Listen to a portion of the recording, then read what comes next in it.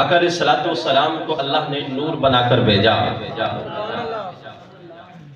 اور ایک نور کی قسم جسے نور معنوی کہتے ہیں، جس کا بیان آپ نے جمعۃ المبارک پہ سنا کہ حضور نور معنوی ہیں، یعنی کائنات کی ہر چیز اللہ رب العزت نے آپ کے نور سے بنائی ہے۔ کائنات کا ذرہ ذرہ اور حتیٰ کہ جنت، فرشتے، حتیٰ کہ اللہ کا تخت اور اس پہ رکھی کرسی، وہ بھی نور محمدی سے بنائی گئی۔ حدیث پاک آپ نے پوری سنی۔ اب نور کی دوسری قسم ہے نور حسی۔ نور حسی یعنی اللہ نے حضور کو ایسا نور بنا کر بھیجا ہے کہ جسے ہاتھ لگا کر سمجھا جا سکتا ہے، دیکھا جا سکتا ہے، اور اس کا ظہور اکثر آقا علیہ الصلوۃ والسلام کی ذات سے ہوتا رہتا تھا۔ اب آئیے، اللہ رب العزت کے محبوب علیہ الصلوۃ والسلام تشریف فرما ہے، جبریل امین آئے، حضور نے پوچھا اے جبریل بتا تیری عمر کتنی ہے؟ امام اسماعیل حقی نے روح البیان میں اس روایت کو بیان کیا، جبریل بتا تیری عمر کتنی ہے؟ عرض کی یا رسول اللہ عمر کا نہیں پتا کتنی ہے۔ فرمایا پھر بھی تو اندازہ؟ یا رسول اللہ کوئی اندازہ نہیں جانتا کتنی ہے۔ حضور نے فرمایا اے جبریل کچھ سوچ، کچھ بتا۔ عرض کی یا رسول اللہ آسمان کے چوتھے حجاب میں ایک ستارہ چمکتا تھا، اور وہ ستارہ 70,000 سال کے بعد چمکتا تھا۔ یا رسول اللہ بس اتنا جانتا ہوں کہ وہ ستارہ جو 70,000 سال کے بعد چمکتا تھا، میں نے اس ستارے کو 72,000 مرتبہ دیکھا ہے۔ میں نے اس ستارے کو 72,000 مرتبہ دیکھا ہے۔ میرے نبی نے فرمایا اے جبریل اگر تو اس ستارے کو دیکھے، اس نور اور چمک کو دیکھے تو پہچان لے گا؟ عرض کی ہاں یا رسول اللہ پہچان لوں گا۔ میرے نبی نے اپنی دستار کو یوں پیچھے سرکا اور فرمایا جبریل دیکھ میری پیشانی میں کیا نظر آتا ہے؟ دیکھا مصطفیٰ کی پیشانی میں وہی نور چمکا۔ میرے نبی نے فرمایا اے جبریل وہ چمکنے والا ستارہ میں ہی تھا۔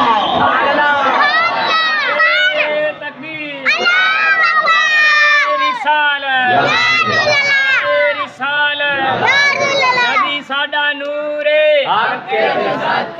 نبی ساڈا نور نبی ساڈا نور، نعرے رسالت، نعرے حیدری۔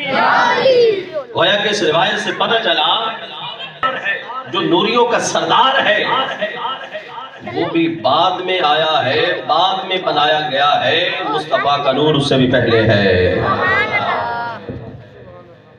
اور پھر دیکھیے آقا علیہ الصلوۃ والسلام کو اللہ نے قرآن مجید میں سراج منیر فرمایا ہے کہ آپ سورج ہیں اور روشن چراغ ہیں، اور صرف آپ خود نور ہی نہیں ہیں بلکہ آپ نور گر ہیں، جسے نور والا بنانا چاہیں اسے نور والا بھی بنا دیتے ہیں۔ صرف یہ نور آپ کی ذات تک محدود نہیں ہے، یہ نور جسے عطا فرمانا چاہے، جس کو دینا چاہے آپ اسے بھی نور علی نور بنا دیتے ہیں۔ اور پھر دیکھیے حدیث پاک صحیح مسلم کی پڑھ کے میں بات آگے بڑھاؤں، کتنا کرم ہے حضور کا ہم پہ۔ سبحان اللہ۔ صحابہ تشریف فرما ہے، صحابہ نے عرض کیا یا رسول اللہ قیامت والے دن جب اللہ کے سارے نبیوں کی امتیں وہاں پہ جمع ہوں گی آدم علیہ السلام کی امت وہاں پہ، نوح علیہ السلام کی امت وہاں پہ، ابراہیم علیہ السلام کی امت وہاں پہ، یحییٰ علیہ السلام کی امت وہاں پہ، لوط علیہ السلام کی امت وہاں پر، اسماعیل علیہ السلام کی امت وہاں پر، موسیٰ پاک کی امت وہاں پر، عیسیٰ پاک کی امت وہاں پر، یونس پاک کی امت وہاں پر، سارے نبیوں کی امتیں وہاں پر جب جمع ہوں گی، یا رسول اللہ اس بھیڑ میں ہم گناہگاروں کو آپ کیسے پہچانیں گے؟ ہمیں آپ کیسے پہچانیں گے؟ سنیے، میرے نبی نے فرمایا، اے میرے غلاموں میں اس بھیڑ میں بھی تمہیں پہچان لوں گا۔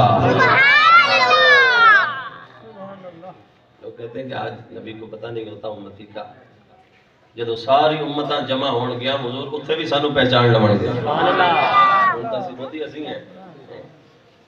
تو فرمایا کہ وہاں پر بھی میں تمہیں پہچان لوں گا۔ یا رسول اللہ آپ اتنی بھیڑ میں ہمیں کیسے پہچانیں گے؟ میرے نبی نے فرمایا وہاں پر تمہارے وضو والے اعضاء نور علی نور ہوں گے، چمکتے ہوں گے، میں اس چمک سے تمہیں پہچان لوں گا۔ سبحان اللہ۔ وضو والے اعضاء تمہارے چمک رہے ہوں گے اور میں اس چمک سے تمہیں پہچان لوں گا، اور یہ چمک صرف اسی امت کو حاصل ہوگی، باقی امتوں کے پاس نہیں ہوگی۔ یہاں پر ایک بات ذہن میں آتی ہے، کیا پہلی امتیں وضو نہیں کرتی رہی؟ ان پہ بھی نمازیں تھیں، وہ نمازیں بھی پڑھتے رہے، وضو بھی کرتے رہے، وضو ان میں بھی تھا، لیکن یہ اعضائے وضو کی وجہ سے نہیں چمکیں گے۔ اگر صرف وضو کی وجہ سے ان میں چمک آتی تو پہلی امتیں بھی وضو کرتی رہی ہیں، ان کے اعضائے وضو کیوں نہیں چمکیں گے؟ بات اور ہے، ارے اس امت کے اعضائے وضو کا چمکنا صرف وضو کرنے کی وجہ سے نہیں ہے۔ اگر صرف وضو کرنے کی وجہ سے ہو تو پہلی امتیں بھی وضو کرتی رہی، ان کے اعضاء نہیں چمکیں گے، ان کے اعضاء چمکیں گے۔ وجہ کیا ہے؟ وجہ یہ ہے کہ یہ سارے غلام نور والے نبی کے غلام ہوں گے، سارے اس نبی کے غلام ہوں گے جسے اللہ قرآن میں فرماتا ہے قد جاءکم من اللہ نور و کتاب مبین۔ سبحان اللہ۔ باقی امتیں ان کے اعضائے وضو نہیں چمکیں گے، اس امت کے اس لیے چمک رہے ہوں گے کہ یہ نور والے نبی کے سارے غلام ہیں۔ دیکھیے میدان محشر میں 120 صفیں بنیں گی ساری امتوں کی، جن میں سے 80 صفیں اس امت کی ہوں گی۔ اب پھر مجھے بتائیے یہ امت بھی باقی ساری امتوں سے زیادہ ہوگی، قیامت والے دن ساری امتوں سے یہ امت زیادہ ہوگی، اور پھر امت کے ہر فرد کا چہرہ، ہاتھ، پاؤں جب چمک رہے ہوں گے تو میدان محشر میں پھر کیا سما ہوگا؟ ہر طرف چمک ہی چمک ہوگی، اور ہر طرف یہ وضو کرنے والے ہیں، ان کے چہرے چمک رہے ہیں، یہ نماز پڑھنے والے ہیں، ان کے چہرے چمک رہے ہیں۔ میرے نبی نے فرمایا جو شخص آذان کے ہونے سے پہلے وضو کر کے آذان ہونے کا انتظار اور پھر نماز ہونے کے انتظار میں بیٹھا رہتا ہے، قیامت والے دن جب آئے گا چہرہ بھی چمک رہا ہوگا، پیشانی بھی چمک رہی ہوگی، ہاتھ بھی چمک رہے ہوں گے، لوگ پوچھیں گے یہ کون آ رہے ہیں؟ کوئی اللہ کے نبی آ رہے ہیں؟ بتایا جائے گا نہیں، یہ امت محمدیہ کے وہ افراد ہیں جو اذان ہونے سے قبل وضو کر کے نماز کے انتظار میں بیٹھے رہتے ہیں۔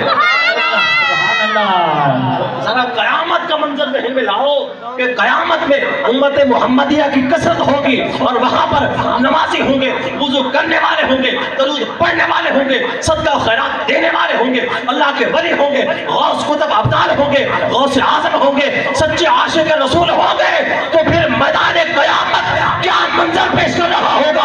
میدان قیامت میں امت محمدیہ کی ہر طرف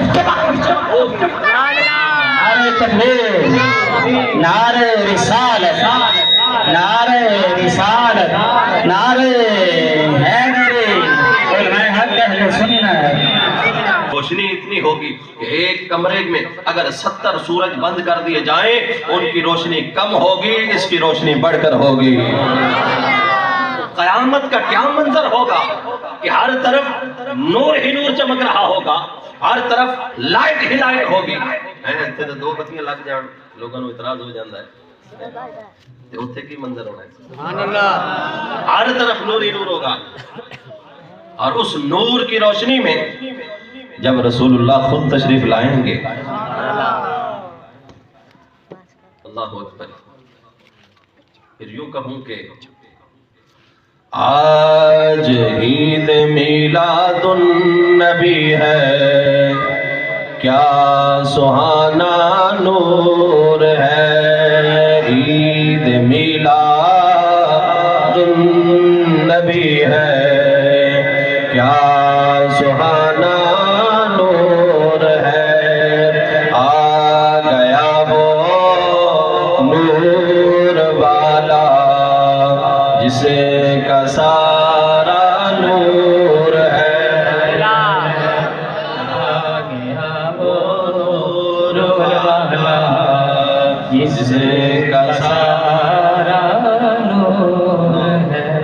جب حضور تشریف لائیں گے نا تو پھر یہ سارے چمکتے چہرے امت کے، رسول اللہ کے چہرے کی نورانیت اتنی ہوگی۔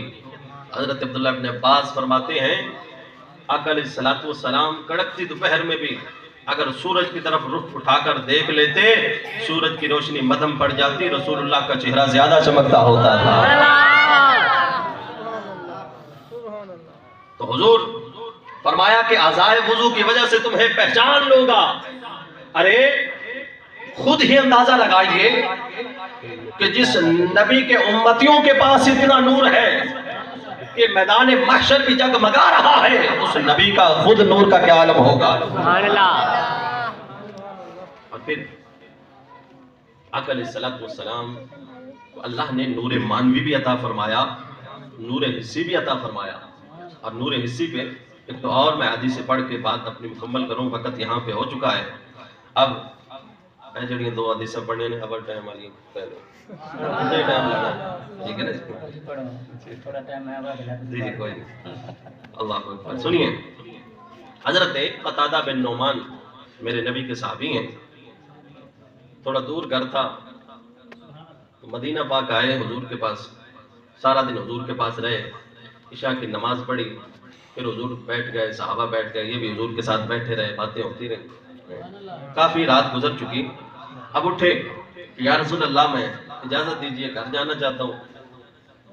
تو حضور نے فرمایا ٹھیک ہے اجازت ہے۔ باہر نکلے، کیا دیکھا کہ آندھی چل رہی ہے اور بارش کا موسم ہے، بارش بھی شروع ہو گئی، بجلی بھی کڑک رہی ہے اور گھر بھی جانا ہے۔